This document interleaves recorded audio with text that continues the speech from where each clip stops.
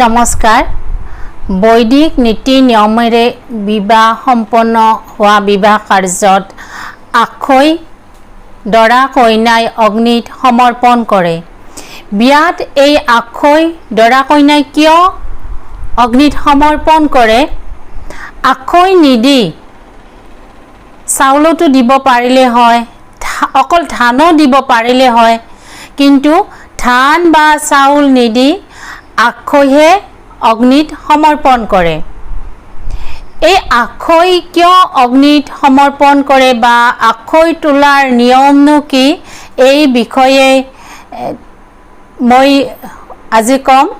অগ্নিত দৰা কইনাই আখৈ বিসৰ্জন দিয়াৰ কিছু দৃশ্য।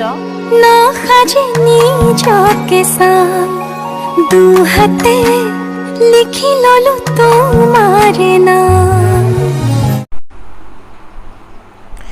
বৈদিক কাৰ্যৰে সম্পাদন কৰা বিবাহ কাৰ্যত আখৈ তোলা প্ৰথা সম্পাদিত কৰা হয়। এই আখৈ ভজাৰ লগত কিছু লোকবিশ্বাস জড়িত হৈ আছে। কইনাৰ মাকে যেতিয়া আখৈ ভাজে, তেতিয়া যদি আখৈখিনি ফুটে, তেতিয়া লোকবিশ্বাস আছে যে কইনাৰ জীৱনটো সুখ শান্তিৰে ভৰি পৰিব। আৰু যদি এই আখৈখিনি নুফুটে, তেতিয়া বিশ্বাস কৰা হয় যে কইনাৰ জীৱনটো হয়তো অশান্তিৰে ভৰি পৰিব পাৰে। আখৈ তোলা অসমীয়া লোক সংস্কৃতিৰ এক মাংগলিক কৰ্ম। এই আখৈ ভজাৰ এক লোকবিশ্বাস আছে।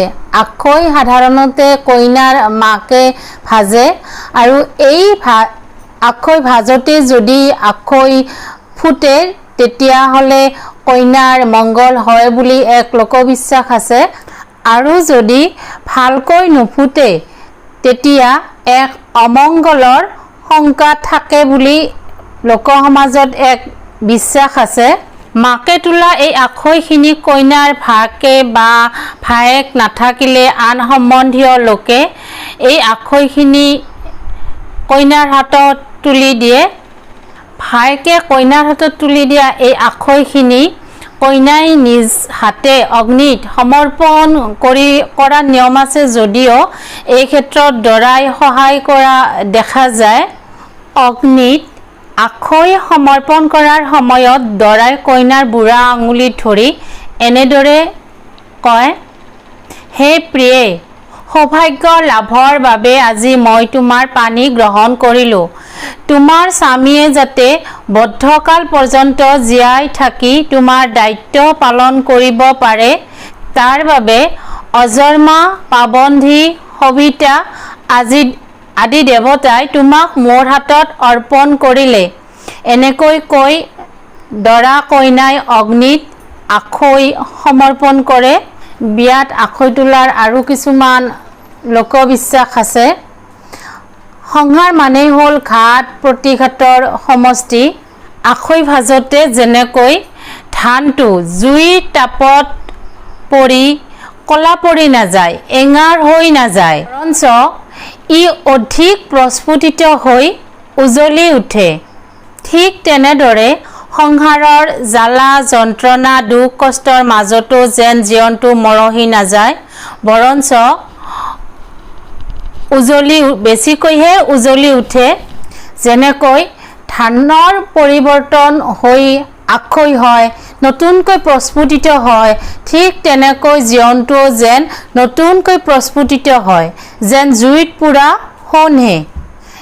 লোকবিশ্বাস মতে জুইত আখৈ সমৰ্পণ কৰা মানে লাজ আহুতি দিয়া বুলি কোৱা হয়।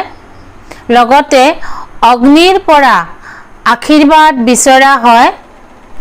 এক সুস্থিৰ জীৱন যাপনৰ কাৰণে অগ্নিৰ পৰা আশীৰ্বাদ বিচাৰি এনেদৰে আখৈ অগ্নিত সমৰ্পণ কৰা হয়।